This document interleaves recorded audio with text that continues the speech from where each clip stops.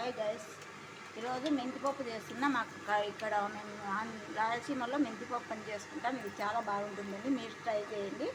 చూడండి, ఇప్పుడు దీని ప్రాసెస్ అంతా మీకు చెప్తున్నా. మెంతులు వేసి ఫస్ట్ మెంతులు వేయాక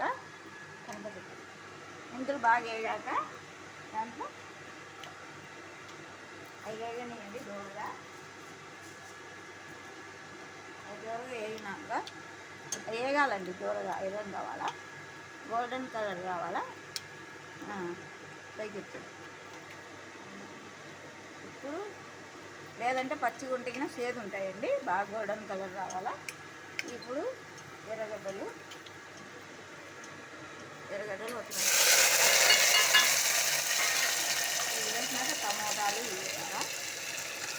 ఇవి బాగా వేగనియాలా.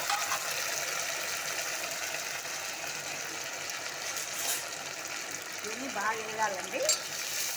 బాగా వేగనిచ్చి బాగా వేయాలి. ఒక 5 నిమిషాలు వేయాలండి.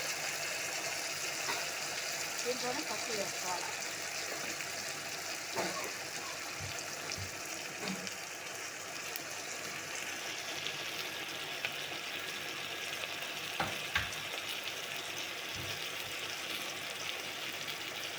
దీంట్లోనే పసుపు వేసుకోవాలండి. పసుపు వేసి వేయించాలి. అట్లా ముందు కొంచెం దోరగా వేగినాక కందిబ్యాలు వేయాలండి. ఇంకా ఒక 5 నిమిషాలు వేయించాలండి. ఇంకా బాగా వేయాల. కొంచెం వేగని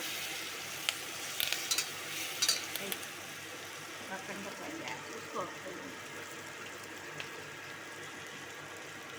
ఇప్పుడు బ్యాళ్ళు వేయాలండి.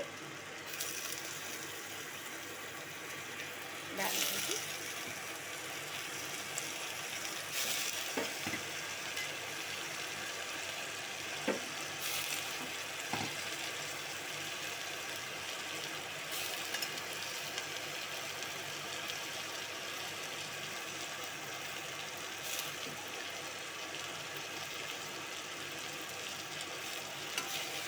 బ్యాళ్ళని కానీ బాగా కొద్దిసేపు వేయించాలా. బ్యాళ్ళని వేగినాక 5 నిమిషాలు దీన్ని వేయించి మళ్ళీ నీళ్ళు పోసుకొని ఇడ్లీలు మనం మెత్తగా అయ్యేంతవరకు ఇడ్లీలు వేయడానికి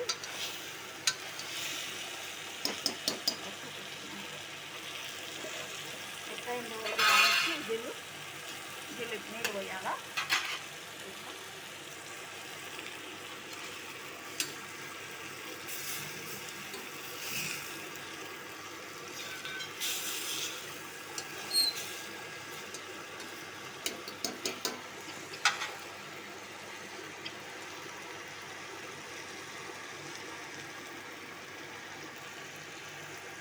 నీళ్ళు కలిపేయాలి. నీళ్ళు పోసుకోవాలా.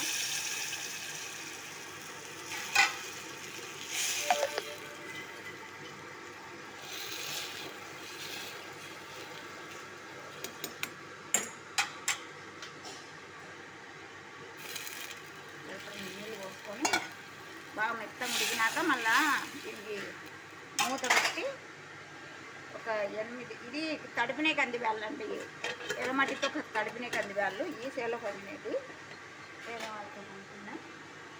దీంట్లోనూ మళ్ళీ ఎనిపి తర్వాత మళ్ళీ ఎనిపి టేస్ట్ ఎట్లుండేది చెప్తా ఉంటానండి. బాయ్ అండి.